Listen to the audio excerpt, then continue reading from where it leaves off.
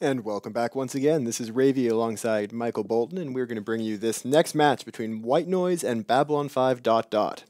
White Noise has brought a fairly traditional Mimitar Rush team: 3 Sleipnirs, Claymore, Scimitar, Hugin, 3 Sabres, and a Thrasher. And Babylon 5 ... accidentally switched up their setup with Mactep from Solar Fleet, bringing 2 Vargars, a Kronos, 2 Dominics, and a Ferox. Now, for the most part, the teams that we've seen field Dominixes are the teams that are almost trying to lose, and I think there's a good reason for that.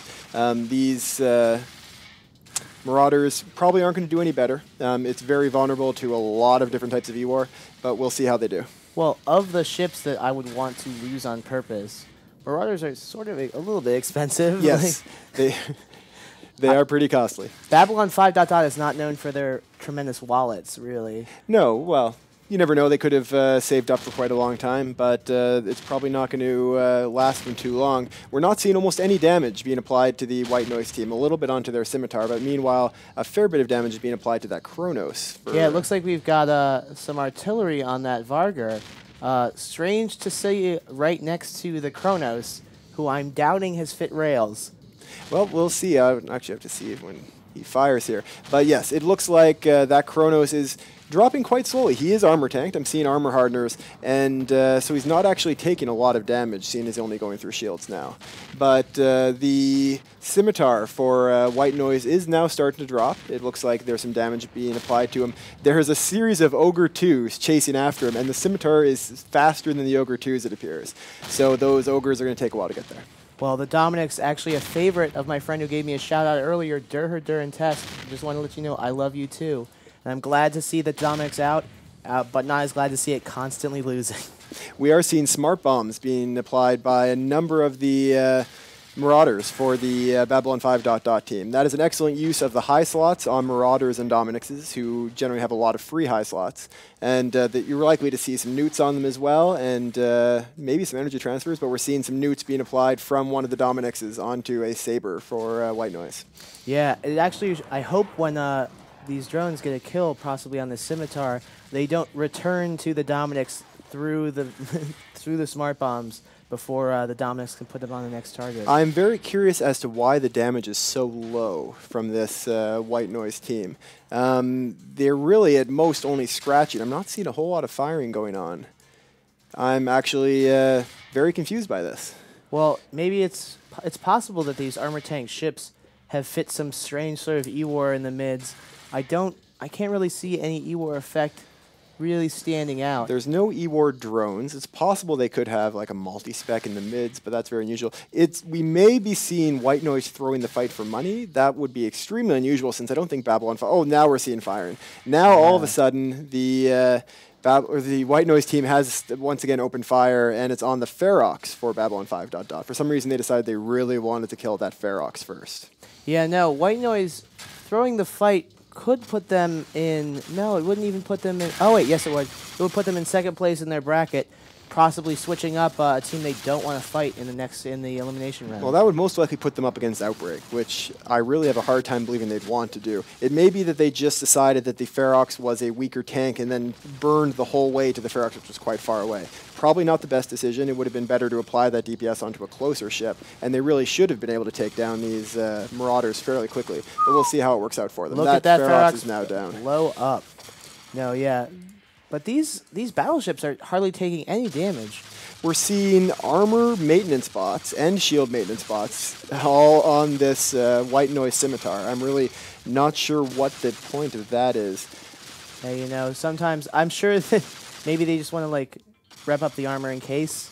I don't know. Maybe it could help against Alpha. We have seen dual tanking used as a strategy, dual remote tanking used as a way in the past in the tournament to avoid getting Alpha, where you have Alpha ships breaking through your main tank, whether it be shield or armor, and taking little nicks of the armor or hull away afterwards.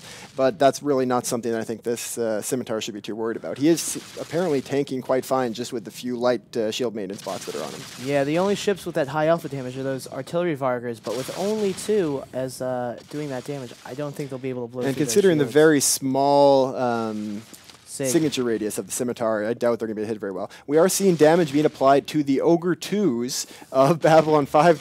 by White Noise. Considering the extreme size of the drone bays on the Dominics, I'm not sure that's a great idea, but hey, whatever they want to do. Yeah, no, I think that they can make a few mistakes at this point, especially because this match in reality does not matter, except for standings on who comes out first and who comes out second in this bracket. This, I have to say, is an extremely unusual fight. We're seeing, oh, now that Vargar has dropped extremely quickly. It looks like he must have been shield tanked because, yes, because he dropped through his armor very fast, and now he's down. So it looks like they're probably going to take the next Vargar down and then basically finish this team off one by one. I'm not sure why they were applying DPS to those ogres, but now they've got proper targets, and we're seeing damage being applied to the second Vargar.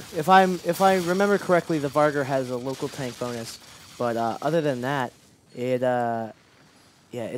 not that stiff a ship compared to its damage. Local tanking in the tournament's never been extremely effective. Those Nighthawks that Lack of Imagination fielded earlier that the studio had commented might be armor fit. We thought they might have been armor fitted before they actually came or started tanking, but it turned out they were active shield tanking, which is bad, but in a different way. Meanwhile, we're seeing this Vargar dropping quickly through armor and into structure. It looks like the Babylon 5 ... team's probably going to die without killing a single ship because they're having an extremely hard time. Well, they have in fact killed one ship according to our score right here. Oh yes, the Thrasher. Sorry, I didn't even notice that. No, the Thrasher was a key ship. Yeah, Babylon acquiring. We'll give them a total of 62 points if that is all they killed this match for the entire group stage. And now we're seeing damage being applied onto the Kronos. Now you don't see a whole lot of Marauders. We had a question asked about this previously, and I think the answer that was given before basically covers it. But in case anyone missed it. The problem with Marauders in the tournament is the same problem with all battleships. They are just too expensive, they're too vulnerable to E-War, and that's compounded by the fact that all Marauders have an inherent weakness to ECM. If you come up against an ECM team in a Marauder, you are in big trouble. Yeah, unless they are fit with ECCM, essentially a single Kitsune could probably perma-jam a Marauder for the entire match. And even if they're fit with ECCM, all that does is bring them back up to the same level as an un-ECCM normal battleship. Yes, very true. They do have the advantages of having some extremely good web bonuses on some of them. They have web strength bonuses. And also on all of them, you get a lot of free high slots, which are great for using newts, great for using smart bombs, but really it's not enough to make them high-value ships in the tournament, especially not at their prices. Those utility highs and utility mids are unbonused. And really, you should just be going with a recon in almost all cases. Yes. Well, you get bonuses to the webs on some of them, but yeah, in most cases, you're going to be better off with a Curse to do the nuding.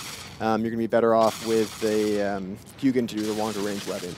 We're seeing the White Noise team now applying DPS to one of the Dominixes of Babylon 5 ... and that is going to be the next target. We're still seeing some ogres out around one of the Hugin for White Noise, but I don't think he's going to be able to go down, considering that he's got the Scimitar wrecking him up, even with the newts from another Dominix on him. Yeah, no. Like we said before, this match matters very little. It looks like White Noise is going to take the win, whether it be by... looks like they will take these two Domini down before the 2 minutes are up to end the match. Yeah. But, and with this win, they will secure themselves first place in their bracket, and that'll put them and Solar Fleet through to the next round. White Noise will face the second team from the final bracket, Group H, I believe it is. Yes, Group H. And Solar Fleet will face the first place team. Yep. So while we're waiting for these Dominics to be blown up, this is your first time in Iceland, and actually your first time meeting a couple of the commentators here. What were your impressions of, say, Zastro? Of Zastro? I have to say he's been a very fun guy to hang out with. He really knows how to pick his lady friends very well.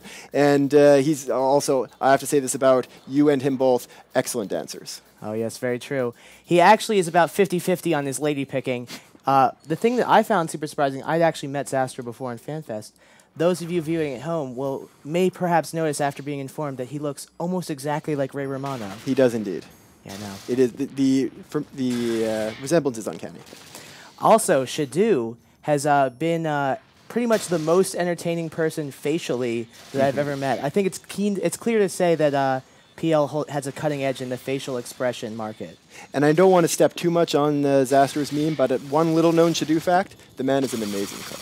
Oh no, he actually cooked us dinner. It was quite rich, and it kept me from getting a little too drunk one night, putting some delicious food in my belly. And we're seeing the last Dominix for Babylon 5 ... slipping out of armor. He'll be in structure in a second. And with that, we will have White Noise taking the win, taking first place in the division, which should help them avoid fighting Outbreak tomorrow. But we'll see how that goes when Group H starts their matches coming up very soon. Yep, we're going to send you back to CCP Soundwave's Lacoste Polo back in the studio.